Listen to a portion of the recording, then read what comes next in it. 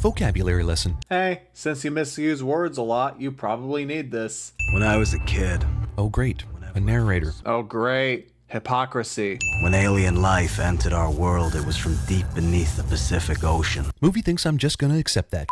And why can't you? This movie's premise is literally giant monsters fighting giant robots. It's not realistic at all, so yeah, you should accept this.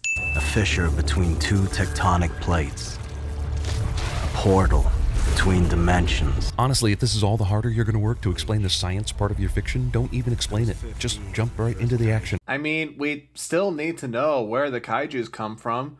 Even the 2014 Godzilla film went out of its way to explain where Godzilla and the Mutos come from. And then the third one hit Cabo. Even the kaiju have to go on spring break. Probably so they can regroup. Hey kid.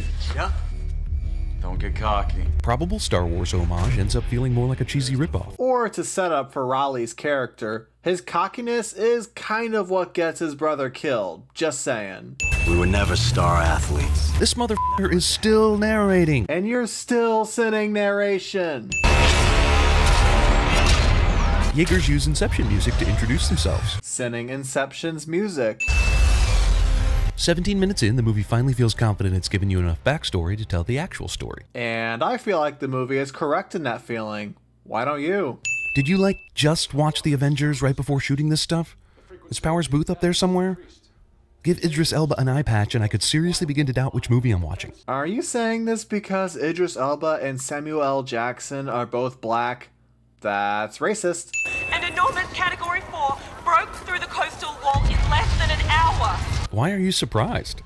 Why is anyone surprised? You built a giant wall to try and keep out something that eats boats and giant robots for breakfast. The UN wanted to stop making more Jaegers, and so they thought building this wall would be good enough to keep them out. It was even described as being unbreachable. This is them underestimating the kaijus. Shatterdome? Gypsy Danger? Who the hell did we put in charge of naming things in the future? I'm guessing it's someone's 12-year-old cousin. Hey, those names are really cool. To me, you're dead white. Dude, you have f***ing kaiju in this movie. Do we really need a paint-by-numbers bully as a secondary antagonist? That's a straight-up lie. When you say paint by numbers, you're thinking of a Stephen King bully where they only exist to make fun of the main character. And yes, Chuck does that in this movie, but not through the entire thing. At the end, he comes to respect Raleigh and even sacrifices his life along with Pentecost to help save the world. So he's not a paint-by-numbers bully. Do we really need a label to know that this is the candidate trials? Does knowing that it's 6 a.m. add anything to our enjoyment of this scene? Pretty funny how you're criticizing this movie for holding your hand, even though I feel like you need that when you watch movies. I made my decision. Report to the Shatterdome in 2 hours and find out who your co-pilot will be. Is there any reason at all for the mystery? If you've made up your mind and it's not her, then why make him wait? I mean, obviously the screenwriter wants him to wait so that we can have the big reveal as he changes his mind and chooses the girl after all, but that's for us, the audience. There's no reason for Raleigh not to know, or the actual guy who got picked. Pentecost is a marshal and shouldn't need to explain his reasoning. Orders are orders. Well, either he's got a nosebleed or Spider-Man's on the ceiling of the elevator trying not to be seen. Pointing things out on the screen and an arbitrary movie reference in the same sin? That's worth double. They're colonists. They overtake worlds. They just consume them and then they move on to... Wait, which is it? Do they colonize or consume? Those two things are not synonymous. To be fair, this dude's mind did drift with a kaiju brain, so he's not entirely thinking clearly. But it seems like he's saying the kaijus colonize the Earth by consuming the human race. Seems straightforward to me. This is actually terrifying and awesome. This is a way better backstory than Raleigh's. Why isn't she the main character? Why doesn't the movie just start with this and skip all the wah my brother died crap? I agree that Mako's story is more interesting than Raleigh's, but this flashback being revealed here, where Mako's memories are going through Raleigh's head, is actually more impactful, especially since she's losing control of the Jaeger she's currently in. If the movie did what you're suggesting, this would just be replaying footage, which you don't like anyway. This whole complex looks pretty damn big. Why did the leader end up with an office that is 40% water? How is it even remotely practical to have a moat in your office? There are no other rooms in the place that had actual floors? Like, you know, the pilot's quarters do? You said all of that, but didn't send the really bad green screen in this scene? Double event. Wait a minute. If the kaiju are only just now appearing 2 at a time, then why the hell did they ever need more than a handful of Jaegers back in the day? I mean, the kaiju back then would have been 1 at a time, coming with much more time between them. It was years ago. They were also a lot smaller. So why did we have a fleet of dozens of Jaegers? What the f were they all doing? Why does the historical footage early in the movie show only 1 or 2 Jaegers at a time fighting a kaiju? It's not like there were multiple kaiju at once around the world for them to be all off in different places. It's not like they would have been patrolling their own sections of the world, since the kaiju always come from the same spot and that spot is monitored. The marshal says they used to launch 30 Jaegers and are now down to just 4. How the f is that even possible? It's amazing how obvious the answer is, and you didn't think about it. The Jaegers back then were not as powerful as they are now, and they assumed they would need a lot of them to fight just one kaiju. I mean, one kaiju fought off tanks and airplanes. They were probably just overcompensating. Why do they have to fly these things by helicopter to where the breach is? Why didn't they just build their 30 Jaeger-capable launching facility somewhere, closer to the breach, so they could just walk out? Jeremy just asked why they didn't build their Jaeger base closer to the place where kaiju come from. Please don't tell me I have to explain why that's stupid. Or, and I don't mean to beat a dead horse here, but why not just build some giant cannons out of the same kind of blue energy the Jaegers are using, which seems to kill kaiju?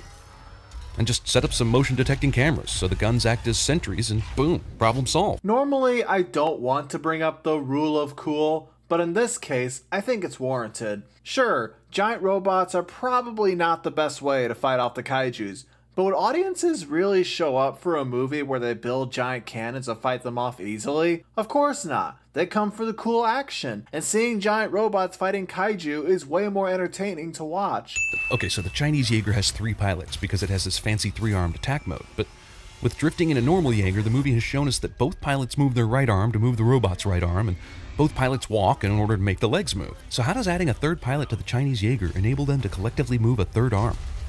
All the pilots are presumably drifting together as a threesome, but none of them actually have 3rd arms. And if it's possible to divide the arms up among pilots, then why go through all the motions to show the other Jaeger pilots have to move their arms and legs in tandem? Is there any need to drift at all if you can just add a 3rd pilot to control a 3rd arm? According to this wiki article I found, 2 pilots control the Jaeger's basic movements, while the 3rd acts as the gunner. If I had to make a guess, that includes the 3rd arm. 2 of his 3 active Jaegers are completely gone. Instead of sending Raleigh and Mako to suit up immediately, the Marshal just grimaces. You're missing that Pentecost has a personal relationship with Mako as her adopted father, so doesn't want her out in the field, especially after she got distracted during the test run and almost shot a cannon. He believes Striker Eureka is their only hope, but after it turns off, then he realizes Raleigh and Mako have to get out there. See, like these cannons. Is there any particular reason these cannons have to be mounted on a giant robot? Could you not just line the entire breach area with automated versions of these things? Double dipping. Kinda convenient that the kaiju didn't use any of the awesome new attacks on Gypsy that have been so effective on the other 3 Jaegers. Instead, he just tries to mostly wrestle this time, and he pays for it. Is it possible the EMP is something it needs to charge up before it uses it? The second kaiju has been really inefficient in his destruction of the city while all this was going on. I mean, yeah, there's some flames there, but honestly, I'm surprised there are any tall buildings at all still standing. Couldn't he just run back and forth in a lawnmower pattern and have the whole thing licked in 60 seconds? You know Tachi was specifically looking for Newt, right? Right? Ah, melty blue acid spray. Cool. Why don't they use that all the time? Asks why they don't use it more often while showing Gypsy danger or dodging it. Is the sword new? Did Raleigh not know about it? And if so, why did they not tell him? If you're referring to Pentecost and everyone back at the base, they were kind of in a hurry, so they didn't have enough time to tell him.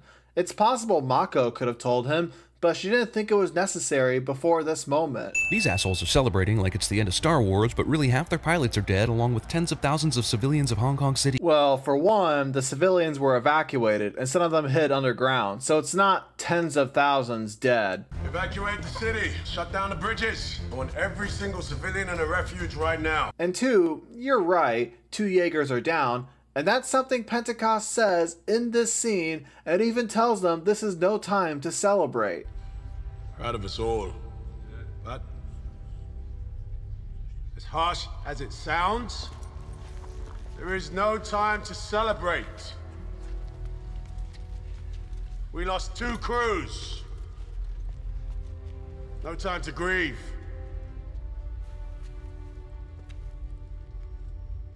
Reset that clock. Who's gonna be my co-pilot? Dialogue perfectly timed to coincide with silly reveal that surprises only the characters in the movie. I would have said cool reveal. That thing survived a nuke up close? I know it's a Category 5, but they just took down a Category 4 with a sword. I don't see how those two things are related. Rally! Oh yeah, the radios still work, even though these guys are in an alternate alien dimension. If the portal was closed, you'd have a point here. And take a guess if it is or not. Where is my goddamn shoe? See, this is why it's a bad thing when every movie has to have an end credit scene. Because some of them don't know what the hell to do with it, and they give you useless like this. I'll be honest, I didn't know this movie had a credit scene before I watched this video. But it's simply a joke, which is what a lot of credit scenes used to be before they became sequel teases. Though it's too bad this didn't set up a sequel. That would have been really cool. Oh well, guess not every movie needs one.